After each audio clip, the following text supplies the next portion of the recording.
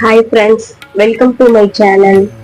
மகா பஞ்சமி அன்னைக்கு நம்ம இந்த 3 தெய்வங்களை வழிபட்டு வந்தோம்னா வீட்டுல உள்ள கவலை கஷ்டம் எல்லாம் நீங்கி குடும்பத்துல சந்தோஷமும் பண வரவும் ஏற்படும். அது மட்டும் இல்லாம திருமணம் ஆகாதவர்கள், குழந்தை பேரு இல்லாதவங்க, அவங்க எல்லாருமே மகா பஞ்சமி அன்னைக்கு இந்த தெய்வங்களை நம்ம வழிபட்டு முறையா வந்தோம்னா நிச்சயமா பலன் கிடைக்கும்.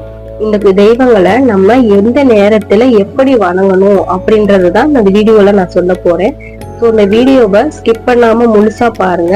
அப்படியே சப்ஸ்கிரைப் பண்ணிக்கோங்க. முடிஞ்சா உங்க ஃப்ரெண்ட்ஸுங்களுக்கும் ஷேர் பண்ணிக்கோங்க. வாங்க வீடியோக்குள்ள போலாம். வாராகி அம்மன். வாராகி அம்மன் அவதாரம் எடுத்த மகா விஷ்ணுவோட பெண் உருவத்தை தான் வாராகி அம்மன் சொல்றாங்க. நம்ம எல்லா கோயிலையும் பாத்தீங்கன்னா ஃபர்ஸ்ட் முதல் பூஜை எப்பவுமே நம்மளுடைய மூல கடவுளான விநாயகருக்கு தான் பூஜை நடக்கும். ஆனா தஞ்சாவூர்ல மட்டும் ராஜராஜ சோழன் ஆட்சி காலத்துல இருந்தே வாராகி அம்மனுக்கு தான் ஃபர்ஸ்ட் பூஜையே நடக்குமா.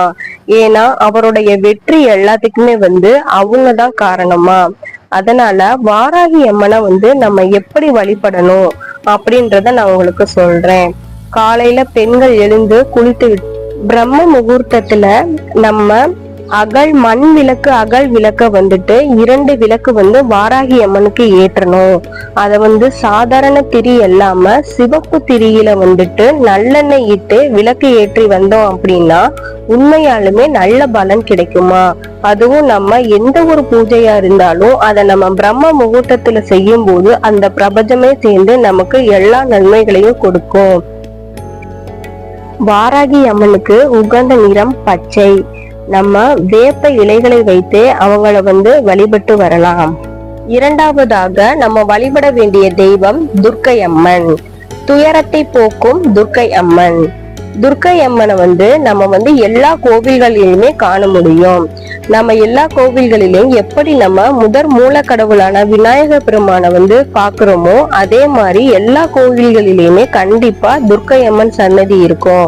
அதனால நீங்க கோவில்களுக்கு போனா துர்க்கை அம்மனுக்கு மஞ்சள் நிறமுள்ள எலுமிச்சை பழ மாலைகளை அவங்களுக்கு சாட்டலாம். அதே மாதிரி அகல் விளக்கு ஏற்றாம எலுமிச்சம்பழத்தை பிழிஞ்சு அதுல 5 முகம் கொண்ட திரிகளை இட்டு மஞ்சள் குங்குமம் இட்டு நீங்க தீபம் ஏற்றி வரலாம். துர்க்கை அம்மனுக்கு நம்ம ராகு கால நேரத்துல விளக்கு ஏற்றணும் அப்படின்னா நிச்சயமாவே நல்ல பலன் கிடைக்கும். நம்ம குடும்பத்துல உள்ள கஷ்டங்கள் எல்லாமே நீங்கும். அது மட்டும் இல்லாம நம்ம குடும்பத்துல நிறைய பேர் பிரார்த்தனை வேண்டுதல்லாம் வச்சிருப்பாங்க. அது எல்லாமே நம்ம துர்க்கை அம்மனை வழிபட்டு வந்தோம்னா கண்டிப்பாவே நல்ல பலன் கிடைக்கும். மூன்றாவதாக நாக தெய்வம். நம்ம பஞ்சமி நாள்ல நாக தேவதைய வழிபட்டு வந்தோம்னா ரொம்பவே நல்ல பலன் கிடைக்குங்க. இது திருமணம் ஆகாதவங்க, கணவன் மனைவி பிரிஞ்சவங்க, அப்புறம் குழந்தை பேரு இல்லாதவங்க கூட நம்ம நாக தேவதைய வழிபட்டு வந்தோம்னா உண்மையாலுமே நல்ல பலன் கிடைக்கும்.